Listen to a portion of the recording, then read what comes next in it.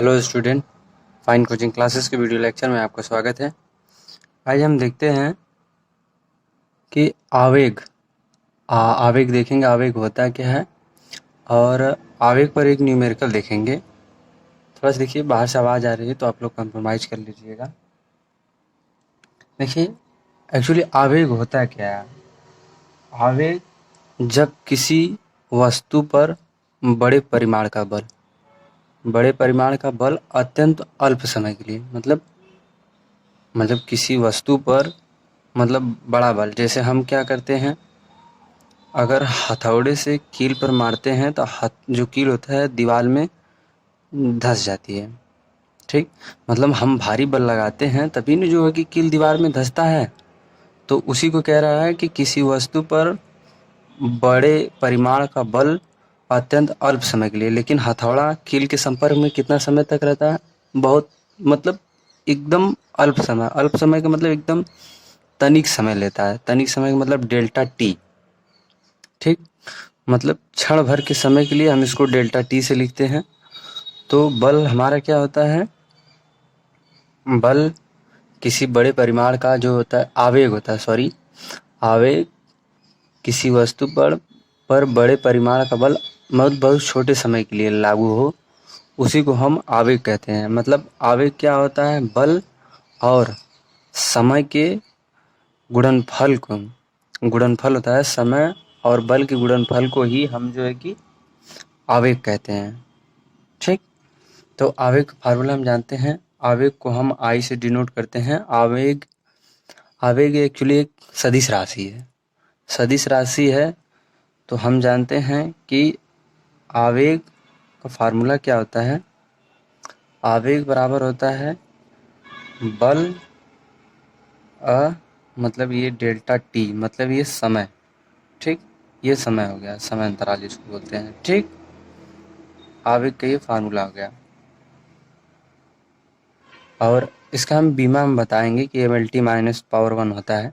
लेकिन जब हम इसको बीमा जब चैप्टर में पढ़ाएंगे, शुरुआत से हम पूरी बेसिक फिर से हम जो है कि क्लास 11 की जब हम फिजिक्स पूरा एकदम विस्तार से पढ़ाएंगे, इसको हम फिर से पढ़ाएंगे। लेकिन जो है कि आप लोग बस केवल प्यार बनाए रखिए, फिर से पूरे विस्तार से पढ़ाएंगे। जब वहाँ पर हम बीमा पढ़ाएंगे तो बीमा के बारे में पूरा बताएंगे, बीमा निकालते कैसे, बीमा को एकदम सबसे ईजी रूप में बताएंगे कि बीमा निकालते कैसे। लेकिन आवेग जानते, आवेग के बारे में पढ़े, पहले आवेग दिख ले। आवेग पर एक न्यूमेरिकल अभी तक नहीं लगाए तो एक न्यूमेरिकल इस पर कर देते हैं। आवेग बराबर बल अगुड़े ये डेल्टा टी समय, मतलब कि छोटे समय में किसी वस्तु पर बड़ा बल लगता है तब वस्तु के संवेग में परिवर्तन होता है। संवेग मतलब क्या होता है? द्रव्यमान गुणे वेग। द्रव्यमान और उसका वेग दोनों का अगर गुणा कर दिया जाए तो उसका जो है कि संवेग, मतलब द्रव्यमान मतलब कि वस्तु के द्रव्यमान के साथ वेग हो जाए तो उसी को हम कहते हैं संवेग। ठीक, तो उसके संवेग में परिवर्तन हो जाता है। मतलब किसी बड़े परिमाण का बल किसी वस्तु पर अत्यंत अल्प समय के लिए लागू हो तो उसके संवेग में परिवर्तन हो जाता है। बल और इसी के समय के गुणनफल को हम आवेग कहते हैं। ठीक, अब इस पर हम एक न्यूमेरिकल देख लेते हैं। न्यूमेरिकल हमसे कहता है क्या? क्वेश्चन एक बार नोट कर ले रहे हैं वीडियो पास करके, फिर इसके बाद बता रहे हैं। हाँ स्टूडेंट, देखिए हमने क्वेश्चन को नोट कर लिया है। देखिए क्वेश्चन एक बार हम पढ़ दे रहे हैं। लिखा है 10 ग्राम की एक वस्तु पर एक बल बहुत कम समय के लिए कार्य करता है, जिसे वस्तु का वेग शून्य से बढ़कर 10 मीटर पर सेकंड हो जाता है। बल का आवेग ज्ञात कीजिए। देखिए पहले इसमें हमको दिख रहा है 10 ग्राम की वस्तु।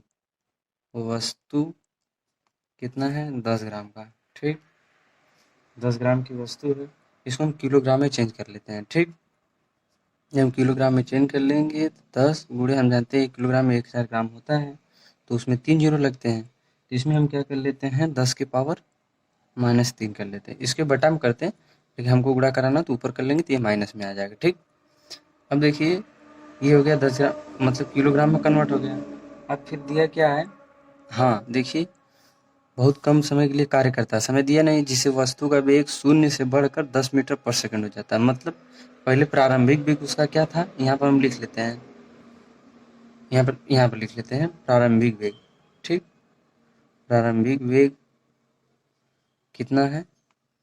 मतलब ये प्रारंभिक वेग क्या है? u बराबर 0 मीटर पर सेकंड है। ठीक, 0 से बढ़ करके हुई है ना। अंतिम वेग क्या हो गया, अंतिम वेग यहाँ पर लिख लेते हैं, अंतिम वेग, ठीक। अंतिम वेग, अंतिम वेग को हम 20 लिखते हैं, ठीक। ये हो गया 10 मीटर पर सेकेंड, ठीक। हमें ये निकल गया। अब हमें पूछा क्या है कि तब बल का आवेग ज्ञात कीजिए। हम बल बराबर जानते क्या है, बल बराबर जानते हैं द्रव्यमान गुणित त्वरण, ठीक। अब त्वरण क्या है, न्यूटन की द्वितीय नियमानुसार है, लेकिन त्वरण को हम जानते हैं, त्वरण हमारा क्या होता है, वेग परिवर्तन की दर को त्वरण कहते हैं, ठीक। त्वरण को हम वेग परिवर्तन करते हैं, त्वरण बराबर क्या होता है, वेग परिवर्तन। वेग परिवर्तन का मतलब अंतिम वेग v माइनस का प्रारंभिक वेग, ठीक।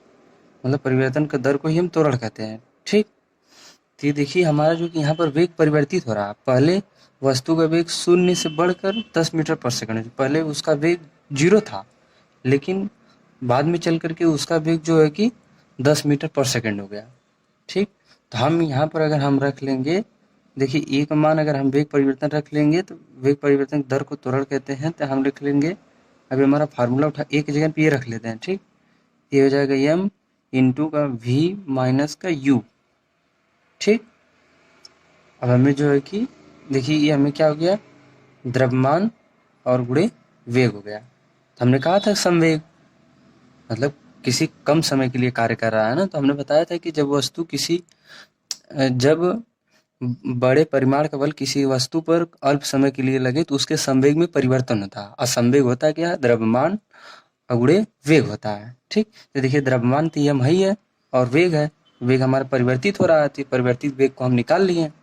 तो अब देखिए हम जो होता है कि यहाँ पर लिख लेते हैं, एम का मान कितना है, 10 गुणे, दिख रहा है ना, हाँ 10 गुणे माइनस का 3, और फिर इसके बाद वेग परिवर्तन कितना हो रहा है, वेग परिवर्तन हमारा जो है कि अंतिम कितना है, अंतिम वेग हमारा जो है कि 10 है, माइनस का प्रारंभिक वेग कितना है, 0 है, ठीक। ऐसे हम कर लिए। देखिए एक्चुअली क्या है कि इसमें से कुछ जाएगा नहीं, तो हम इसको इधर करके कर लेते हैं, 10 गुणे 10 की पावर माइनस 3 गुणे, देखिए यहाँ से कुछ नहीं जाएगा तो इसको 10 ही रहने देते हैं, ठीक हो गया। अब देखिए हमें जो है कि आवेग निकालने के लिए कह रहा है, हम ये आवेग निकाल रहे हैं, लेकिन हाँ आवेग का मात्रक हमने बताया नहीं कि आवेग होता क्या है। एक्चुअली बल है, तो बल द्रव्यमान और ये त्वरण था, त्वरण मतलब ये परिवर्तन है ना, संवेग, संवेग परिवर्तन का मतलब ये होता है डेल्टा पी अपन डेल्टा टी होता है, ठीक। डेल्टा टी हमें देखिए, अब इसका हमें मात्रक अभी बता रहे हैं, इसका मात्रक होता है न्यूटन, न्यूटन गुणे सेकंड होता है, ठीक, सेकंड होता है।